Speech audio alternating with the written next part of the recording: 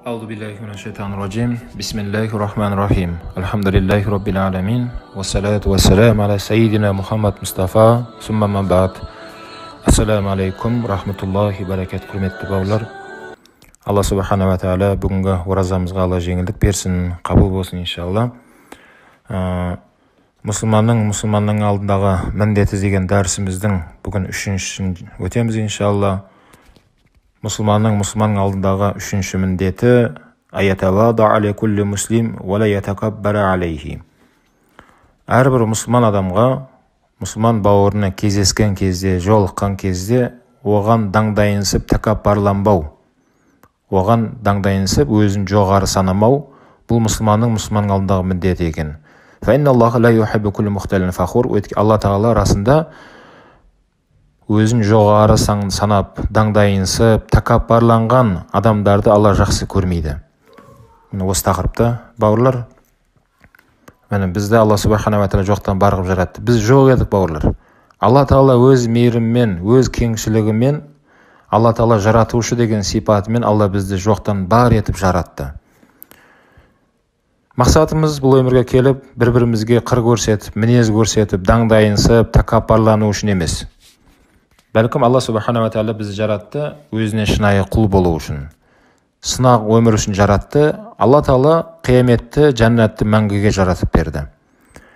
Тәкаппарлану бұл Алланың сипаты. Алла тағала тәкаппар, мутакаббир, яғни тәкаппар болса да, бірақ Құран кәрімде Алла тағала біз деп сөйлеген. Біз сендерді жараттық, біз сендерді ризықтандырамыз, біз сендерді өлтіреміз дейді. Бірақ сол біз дегеннің Құранның тәпсірінде айтылған ол жерде біздегі мақсат Алланың өзі ғана. Яғни адамдар ойлап қалуы мүмкін дейді. Біз дегенде Алла періштелермен бірге ме деп. Жоқ. Періштелерде біз секілді мақлұқ, оларда жаратылыс, оларда жоқ еді, Алла оны да жаратқан. Алла ол жерде мен деп айтуға толық хақысы бар, бірақ Алла тағала сөзде кішіпейіл танытып сөйледі дейді. Сол үшін бауырлар, мынау Алланың сипатымен ол адам сипатталамайды ешқашан.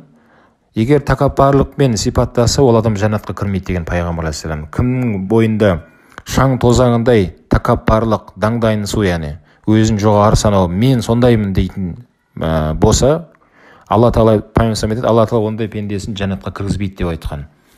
Бәлкім біз бауырлар өте жұмсақ болайық, мейірімді болайық, кішіпейіл болайық иншалла. Кішіпейіл болған сайын иншалла адам Алланың алдында дәрежесі өседі. Тіпті ғұламалар айтады, кішіпейілдікте мынау не секілді болыңдар дейді. Жеміс ағаш секілді болыңдар. Жеміс ағаш жемісті салған сайын төмен қарап иіле береді. Салған сайын иіле береді. Оны бәріміз жақсы көреміз, сүйсініп жейміз. Екінші бір тал бар, терек деген. Ол жоғары қарап бойын тік ұстап келе береді дейді. Ешқандай бір жемісі жоқ дейді. Сол үшін терек секілді болмаңдар, жеміс ағаш секілді болыңдар деп айтады ғұламалар кітапта.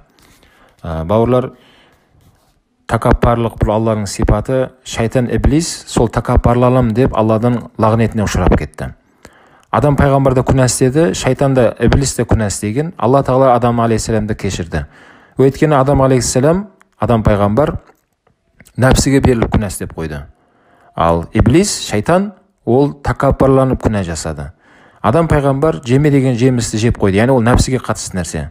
Сөйтіп Алла тағала оны кешірді, ал иблисті кешірмеді. Өйткені ол Алланың сипатымен тәкаппарланды. Адам пайғамбарға сәжде қыл деген кезде ол бойынсынбай, жоқ, мен оттан жаралғам, мен одан алдын жаратылғам, мен періштелерге сабақ бергенмін деп мен дей бергендіктен ар-раджим болды. Алладан мейірімнен бір мәңгілікке үзілді дейді. Бауырлар, біздер пайғамбар алейхиссаламның сипатымен сипаттануымыз керек. Өйткені пайғамбар алейхиссалам кәне Расул алейхиссалам ятавадда ля кулли муслим. Расул алейхиссалам әрбір мұсылманға өте кішіпейіл мәміледе болатын. Кішіпейіл қарым-қатынаста болатын. Вала яна вала ятакаббар. Расул алейхиссалам ешқашан тәкаппарланып, даңдайынсып, өзін жоғары санаған емес. Вала ятакаббар аямши мa'ал армилати вал мискин фаяғди хажатаху.